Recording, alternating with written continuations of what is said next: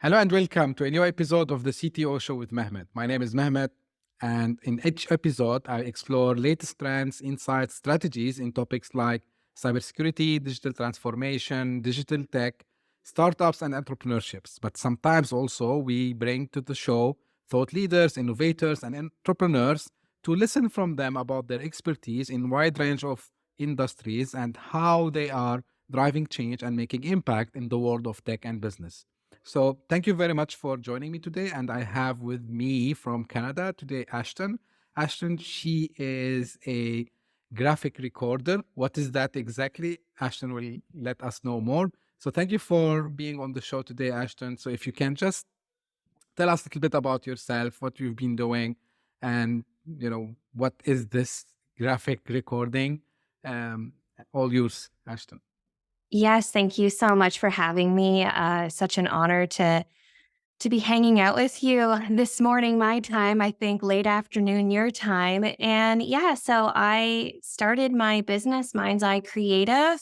I started the journey of doing this type of work back in late 2013. So I'm coming up to pretty much 10 years, which is wild to think about. And I learned about graphic recording, graphic facilitation as a facilitator. So that's kind of how I got into it. And yeah, it's been a really interesting, fun journey since starting about 10 years ago. Cool. What is exactly graphic recording? Can you explain that more to us? Absolutely. Yes, absolutely. So most of the time, people in a room would consider themselves a visual learner. The statistic is all over the place, but 60 to 80% of folks would consider themselves a visual learner. And we all know the cliches like a picture's worth 1,000 words and all of that.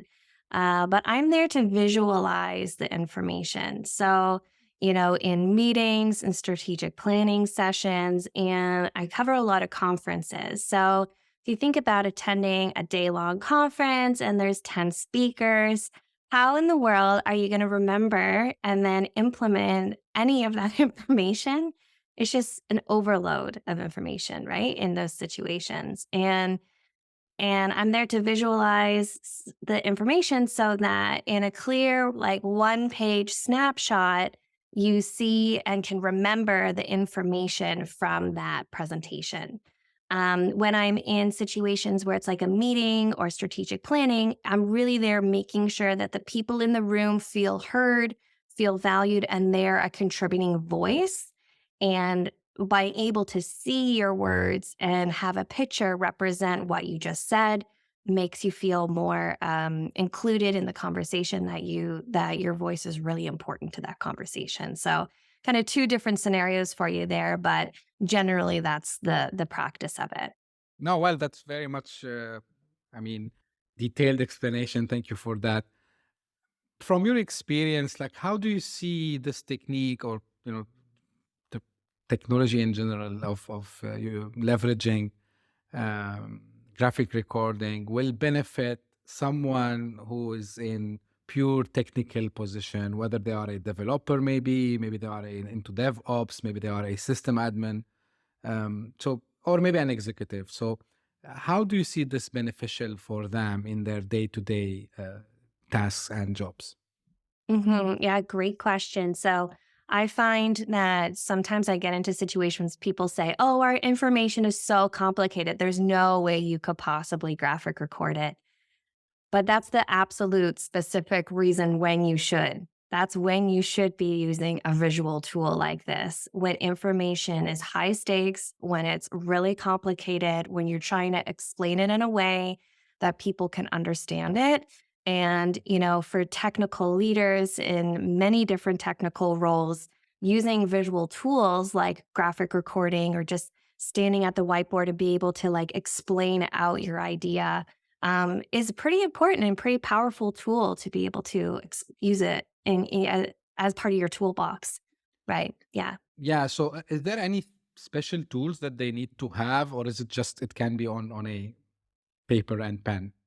I'm a fan of paper and pen. I'm a fan of keeping it simple, to be honest with you. If there's like a whole community around like napkin drawings, right? So when you're at the bar after the meeting, where you should have been talking about the thing, you grab a napkin and you draw what it is that you were actually trying to explain, right? So it could be a napkin and a pen for all I care. But um, I try not to encourage any particular tools because I don't want that to stop people from using this type of thing to help them, communicate and learn. Yeah, that's very funny because majority of when we hear about the startups and how actually they came up with the idea in the first place. So you will hear that, yeah, Mhm. we're sitting in the coffee shop, Exactly. or after dinner, or we went to the home and then we just start to draw on the napkin. Now, this Exactly. brings me Yeah. to another question, and this Mhm. is something it's from myself. I know.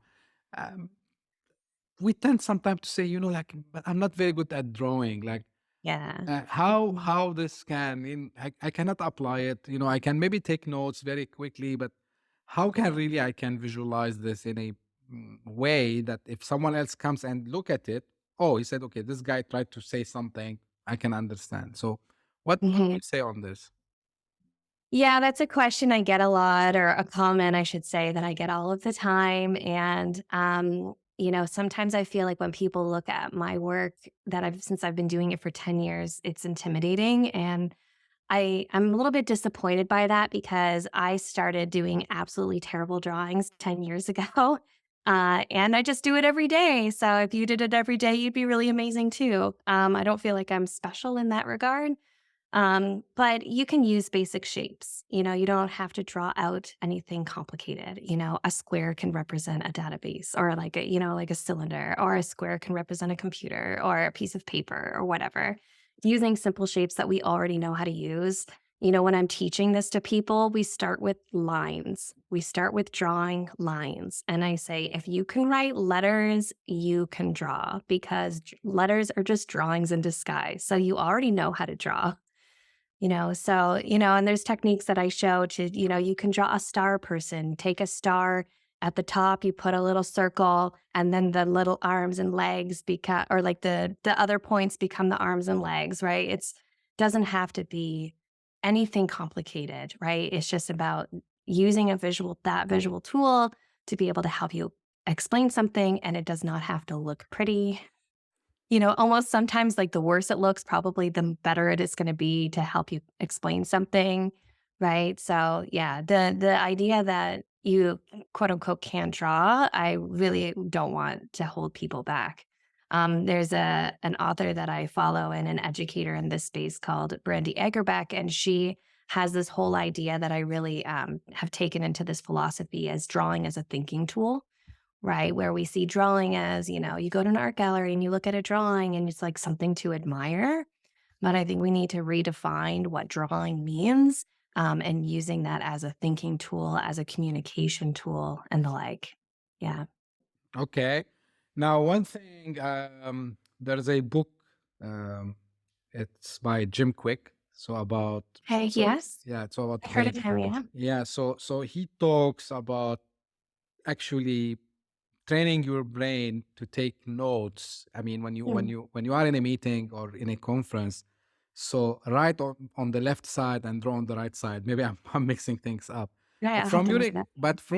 from your experience, like, did you see if someone started to apply this method, I would say, have you seen someone who came back to you, or she came back to you and said, hey, like, you know what, for example, I was able to get more information from this conference, or maybe Hmm. um I don't know, maybe my studies went much better than before. Like, anything you Mhm. have heard from people you work with? Yeah, I hear anecdotes all the time, which really kind of keeps me going and really lights the fire for me that this is really valuable, important work in the world as like basically a professional doodler. Like I've had people come up to me at conferences when I'm doing it and they're like, I don't know how you got anything. I didn't understand a word that person just said, right? And they're because I do so many technical conferences, like they're the ones that technical and I'm not. So so I've had lots of those types of situations, but I have a little 15-minute workshop that, listeners can hop into where it's like draw your first sketch note. And I've just been getting feedback from people with that. And it's so fun to see people never drawn something like this before. And then after 15 minutes, they can draw one. Like it boosts their confidence that they can do it. Right. So, and how different ways that people apply this information is really fascinating. There's some folks in this field that use it in really unique ways, like in coaching, in mediation, in those types of situations. Like there's a whole community around using this type of visual tool to like recreate what an obituary is. Right? So, like how to tell the story of someone's life in this kind of drawing. So there's really unique use cases. And I think there's just going to be so many more different ways that people use this that we can't even think of right now, which is pretty exciting. Wow, yeah, that's pretty much, I mean, also insightful as well. Mm, Um, so what do you think? I mean, is this different? Like, because I've seen also some other techniques, which is just sketching, right? And people they mhm. just draw, but here it's like you are trying to visualize the note itself, right? So Mhm. what's the like? Is it something unique, or does it like I would say intersect with other techniques as well? I mean, the graphic recording with sketchnoting or visual note Yes. taking. Yeah, yeah. So the way that so for me, the skill's all the same. It's just about how it's applied. So right now, I'm really into teaching people how to do sketchnoting. And sketchnoting is a bit of a semi popular term for personal note taking. But the same skills apply when you do it like large or if you're doing it virtual, like as someone like myself who's a professional. The listening aspect is just a little different. Whereas when I'm listening as a professional in the room, I'm listening to everything as a whole and trying to understand everything as a whole. Whereas when you're sketchnoting or you're doing visual note taking, you're listening for yourself. So the extra challenge that I have as a professional is I have to be constantly filtering out bias, my own assumptions, my personal opinion. I can't let my personal stuff enter in a professional setting because then it's gonna be have like a layer of Ashton on top of it when it shouldn't, right? So that's like the extra challenge when you're doing it professionally. But when you're doing it for yourself, like I said, which I call sketchnoting or visual note taking, it doesn't matter. It's for yourself. You can draw and do whatever you want because it's for you, and you don't have to share it with anybody else if you don't want to, right? Yeah. Yeah. Um, I believe you started this, you said like 10 years back, right? Mhm. So, Yeah. uh, and you said like, did you have some art background? Like, because again, maybe I'm repeating the question, but people, they say, but this is too much art for me, like, Right. I prefer to Great be, question. yes. Yes. Great question. So I have absolutely no art background. Okay. I've always been very creative. I've basically tried every art form out there, felting and painting, and I do play many instruments, and I've always been very tactile and like trying new things and playful and all of that. But I didn't actually draw a whole lot. Yeah, I did painting and stuff, but I didn't actually draw a whole lot until I got into this work. And, I didn't go to art school. Like, I don't have a degree in art, like, none of that. Right. And in the beginning, I was really embarrassed by it because I was like, who am I to like do this art thing? And I didn't even go to art school. But now I like it because it really allows me to be able to communicate to people like, hey, I didn't have an art background and I figured it out. You can too. It like don't let the fact that you don't have any previous experience in any sort of drawing or art like hold you back. I tend to find that people who are would consider themselves like more creative, they seem to gravitate towards this, but it's not always the case. Some people use it very practically, like I want to use this to help me learn. I want this to help me communicate with my team better. So they use it in a very practical sense rather than like I want to like have fun while doing this and be creative and have a creative process around it. Um, I did say in the beginning, I started as a facilitator. So, as a facilitator, you're in a room with people and you're hearing what they're saying and you're feeding back to them in words what they're saying and you're helping them make their own connections, which is different than a teacher, right? Whereas a teacher's like, I know things, you should know them too. Like, this is what I know, now you know it. And I really fell in love with facilitation and did that for a couple of years because I loved seeing people like come to their own realizations and you're just asking the questions and feeding back in words. So it was a pretty natural progression for me, even though I didn't have a lot of art experience or, drawing experience in particular. But I had honed in my listening and my thinking and my feedback skills. I just had to add the drawing part into it. So I think I had a bit of a better learning curve getting into it because I had that background. But, I don't also have a ton of formal education as a facilitator either. I worked at a place and a role came up and I applied for it and got that job. And I worked there for 2 years doing facilitation almost every day. So I just, learned by doing it for 2 years every day, pretty much. Right. So, um, yeah. So many people come into this type of work in so many different ways. And it definitely absolutely does not have to be from an art background. That's good to hear because it's encouraging to people actually to like to try themselves to get into that and get the benefits out of Mm. that. I've seen like you've worked also with like Fortune 500 companies and Mhm. um did because always anything what relates to a service, I like to understand when you work with like different clients, whether big, small, what do they tell you later on? Like, I mean, because they need to see some benefits from out of this service, right? What Mhm. what you can say was, for them, oh wow, like Ashton, like because of you did this, that happened. So what is usually, Mhm. the thing that you keep hearing from your clients when you work with them? Yeah, I find sometimes, and this is my job sometimes to help articulate to them because they know they're like, wow, I really like this and I resonated, but they can't articulate why. So that's my extra challenge sometimes is to articulate back to them these are the different values and benefits of it. But I think the biggest comment that I get from people is how memorable I made that session.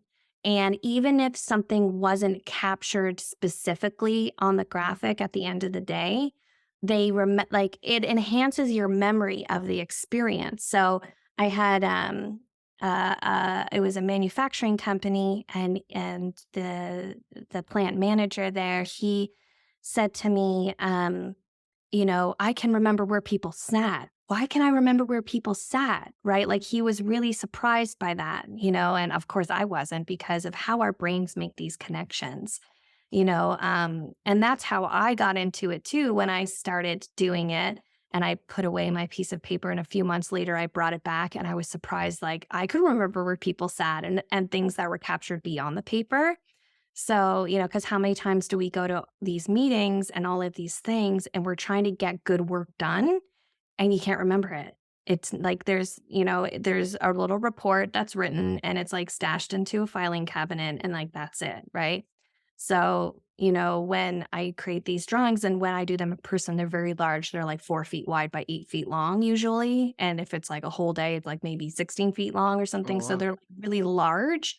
Um, and then people, it's so fun. Sometimes I'll get on calls with people and they have them hanging in their office, right? Like that's like an accountability tool. If nothing else, it's like, look, we did this thing and we're going to continue to do this work. It's not just in a report in a drawer, right? So when I team up with other facilitators and we do, strategic planning sessions on all of that stuff, like we're pretty strict. Like we don't do reports because we all know what happens to them, right? Right. So a lot of it just comes down to like continuing the work, right? Like if you're in a situation or you're trying to get stuff done, like how are you going to remember what you're supposed to do? Yeah. So when it becomes like, yeah, look, it says right here, like when you're walking down the hallway of your office and it says right there, we were going to do this by the end of March, like we better get our act together and do that thing, right? like accountability for everybody. So I think those are sort of like the main things that I hear, that I've heard over and over again over the years of those things. But of course, there's many other things, but those are the Yeah, main ones. definitely. And actually, what you just said, and I think this is something that I could add, and why you should, consider. I'm telling my audience here, um, because I've seen this a lot of times, where you go to a meeting, you talk, show some presentations, and then you Hmm. agree on some deadlines, and nothing happens later on.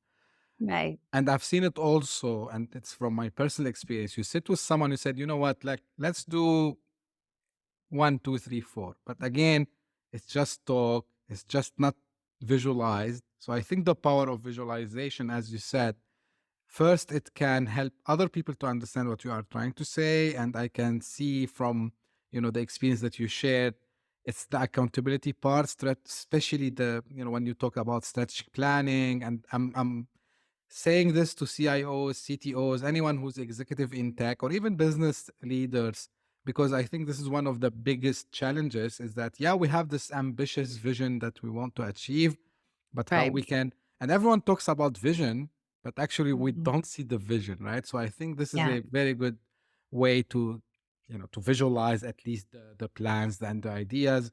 Plus, I think the other thing that I can take from you, Ashton, is because I'm someone who attends a lot of conferences.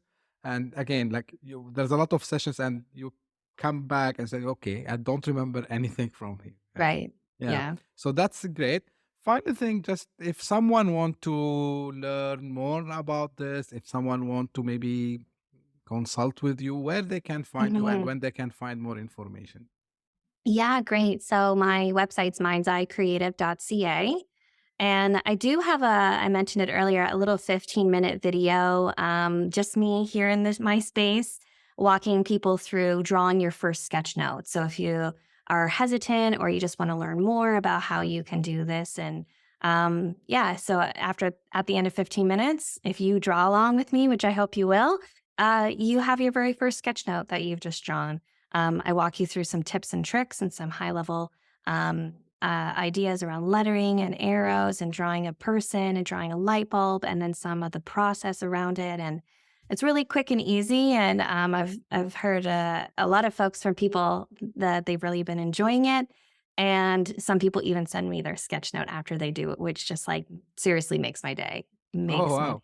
That's Yeah, nice. and so if folks wanna grab that, they can go to sketchnote101.com and grab that. I do have a book coming out. I don't have my release date yet, but it's gonna be sometime in May, and it's The Beginner's Guide to Sketchnoting. So I've been working on this book for over a year now, and I did 3 rounds of beta reading with over 1,500 comments that I had to sift through, and it's been a really, really fun process to put this book together.